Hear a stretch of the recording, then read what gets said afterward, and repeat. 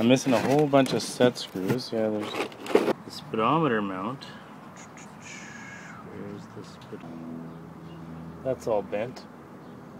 Right out of shape. It's got to be straightened up. I'm not even looking at the front end of this thing because I'm just repairing the back end. I can't guarantee this, but I've almost got it back together. The bearing we got is the wrong one for the wheel, so that's going to take another day to get. When we're all done, I got to notch that out just a little bit right here to fit the bearings moving over a bit. That's just your brake caliper mount. It should be alright. And you need a new CV joint boot, but we don't have any available quick. We got you another lug nut. You're missing a lug nut.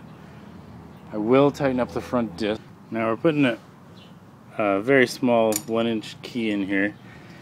That should be the weak point. When you're overstressing your buggy, it should shear the key, not the axles. So hopefully next time you can shear the key. Hopefully we can get hammerhead parts and make this hammerhead style axle. It's missing a lot of set screws, so we just bought new bearings for this that come with set screws. They're kind of a little different. They got little pieces there.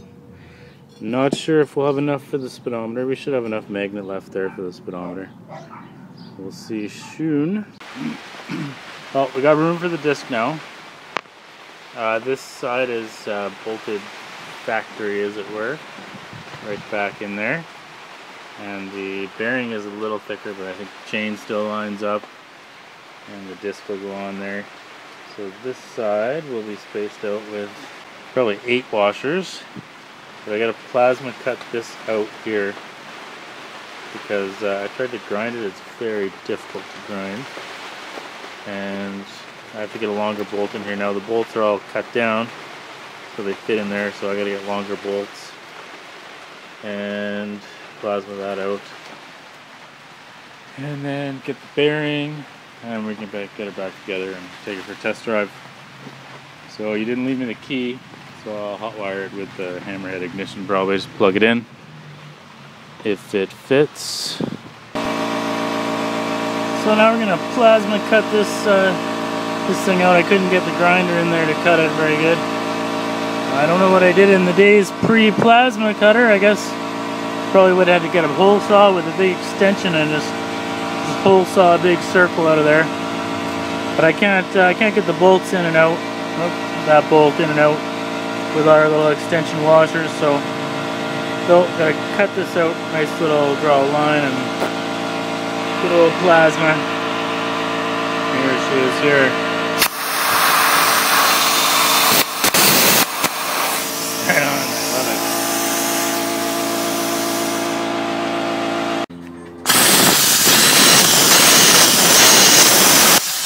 it. Now there's no question this side is shorter than it was.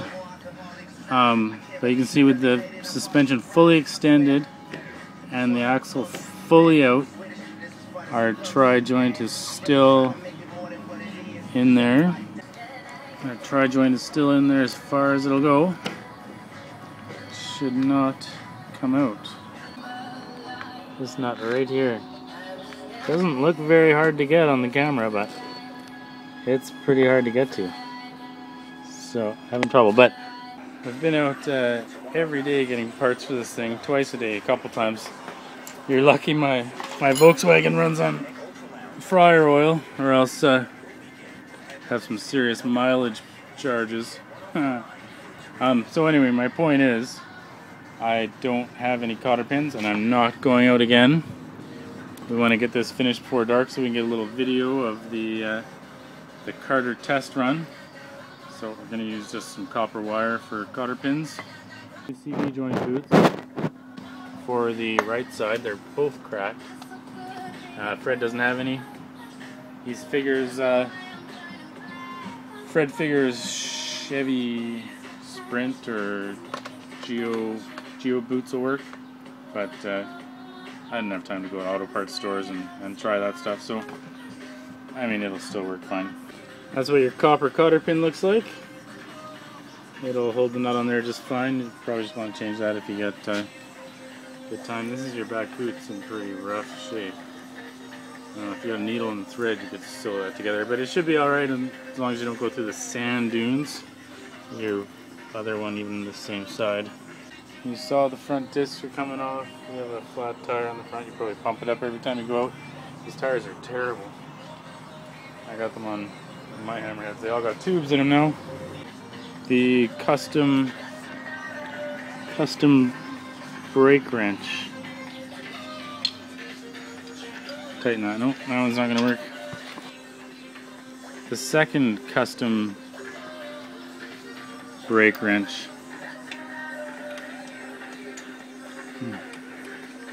All this by Braille. We've got a 1/10 of a turn. Not even sure if it's threaded yet. Look at that. That's my hand in there. That's all the room there is. There's no room to get in from this side. It's just one hand. No eyes. This is a stupid Carter thing. It's actually the only stupid thing I've seen on this Carter. It's actually a pretty good machine. But the back brake is not friendly. One other thing I noticed on the right side here is this bolt is bent on your back suspension. It doesn't seem to make a difference, so just tightening it up, everything goes woo, woo, woo, woo, woo, woo. So it's tightened up. You're missing the washer between this nut and the hub. That's not a big deal either, I don't think. Totally different ignition system from the Hammerhead. What the hell do you need 5 pins for? Just 3. On and starter motor. And those are pretty weak pins too to run a starter motor. Well, solenoid, I guess. I'm not going to cut those and hot wire it. It's really not too much point. Definitely not the same as Hammerhead. This is my new Hammerhead one for the Hammerhead we don't have the key for. So I can't test it, which is probably just as well because I'll get in trouble. Stopper, I put this together, not really knowing anything.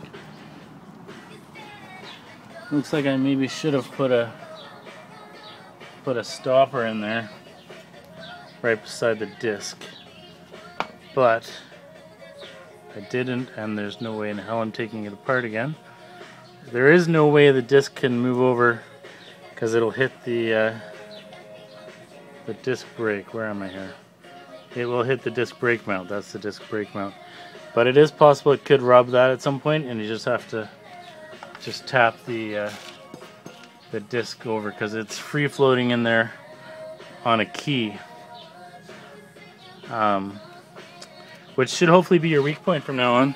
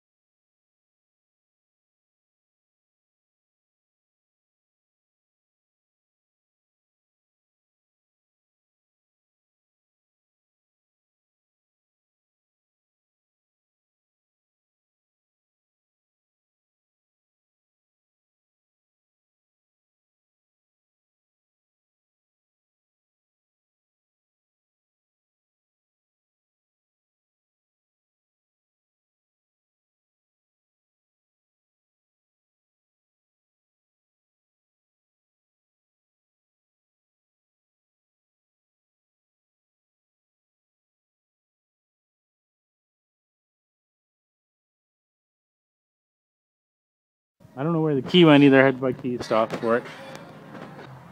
Fix these welds up. They're pretty bad. It doesn't appear to ever be broken, but I don't know what this piece of 1/2 inch stock is for. It's a pretty crappy weld job on there, but I don't know what it's for, so I'm not going to weld it on there really good. And again, I'm not going to go out. You are lucky that my car runs on used deep fryer fat that I don't pay anything for, but we're missing a nut and bolt for that, so it's going to be bolted on with 3 nuts and bolts.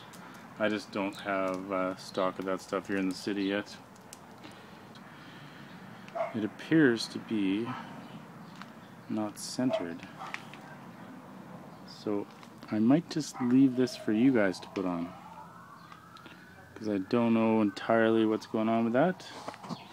We got this 1/2 inch, well, even 5/8 bar, not centered. Don't know what's going on with that. It doesn't seem to be in a really good spot either way. So it's all you guys. No skid plate. Hopefully you got wrenches in Slave Lake there. You're all locked up now, but you got 2 flat tires, so hopefully you got a pump in Slave Lake too.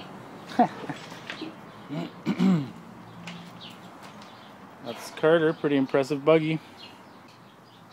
Got a really nice steering wheel compared to the Hammerheads, and the mag wheels are awesome. Really nice mags. Love it. And I think I like the shifters more too. It's good now. I don't know how you tighten the chain on this guy. There doesn't seem to be any pivot points, which is really weird. There should be a pivot on the front and a slider on the back here, but your chain's good right now. It's not too loose, but